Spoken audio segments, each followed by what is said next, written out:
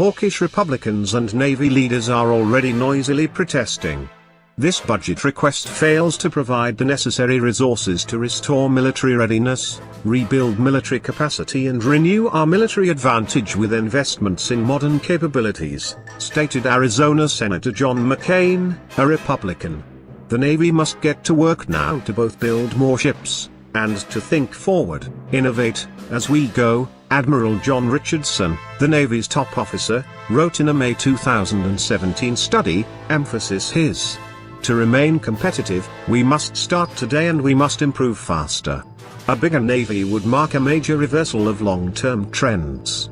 At the end of the Cold War, the then 600-strong U.S. combat fleet, including aircraft carriers, amphibious ships, destroyers and other surface combatants plus submarines, rapidly declined as successive administrations cut the Pentagon's budget. The decline continued even when defense budgets climbed back to Cold War levels in the aftermath of 9/11. President George W. Bush's military priorities were in Iraq and Afghanistan, not on the high seas. By the end of Bush's second term, the fleet had bottomed out at around 280 frontline vessels. Under Bush, the Navy built an average of between 6 and 7 new warships annually.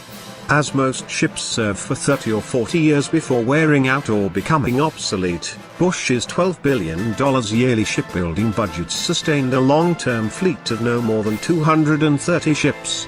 Obama and his long-serving Navy Secretary Ray Mabus significantly boosted shipbuilding accounts to an average of $15 billion annually.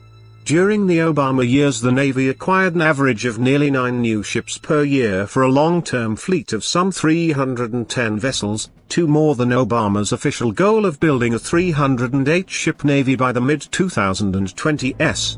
308 ships might have seemed adequate nearly a decade ago. But with both Russia and China growing and modernizing their own fleets, by 2016 the Navy had decided it needed more ships. Lots more. One of Mabus' final acts before stepping down in January 2017 was to officially endorse a so-called Force Structure Assessment, or FSA, calling for a 355-ship Navy, 5 more ships than Trump was calling for at the same time. But the Navy acknowledged that adding nearly 50 vessels to Obama's 308-ship plan would be expensive, and could even exceed the spending caps Congress imposed on itself as part of the 2011 Budget Control Act. The 2016 FSA was not constrained by Budget Control Act funding levels, the Navy stated. Under Obama, the Navy spent $15 billion annually on new ships. Trump's 2018 budget proposal actually cuts shipbuilding funds by $1 billion compared to 2017.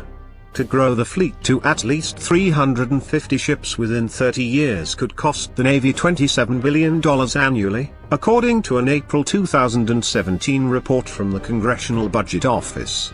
That extra funding would likely put the Pentagon over its spending cap, unless the military finds savings elsewhere.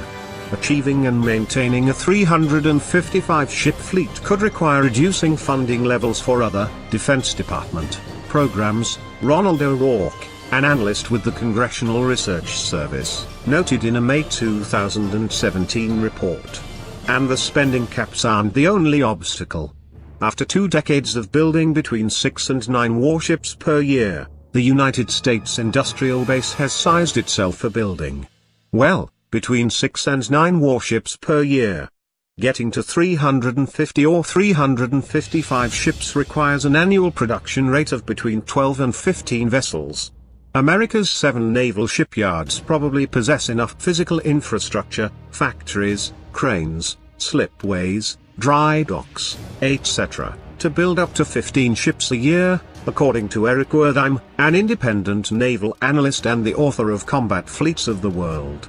I do think that the U.S. industrial base can handle additional warship and submarine construction, especially if it's allowed to ramp up over time, Wertheim told the Daily Beast.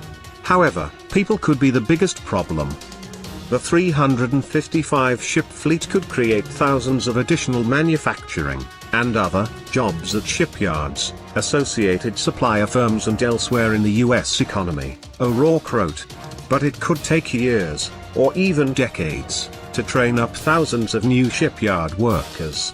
The two U.S. shipyards that build submarines, Electric Boat in Connecticut and Newport News Shipyard in Virginia, learned this the hard way more than 20 years ago.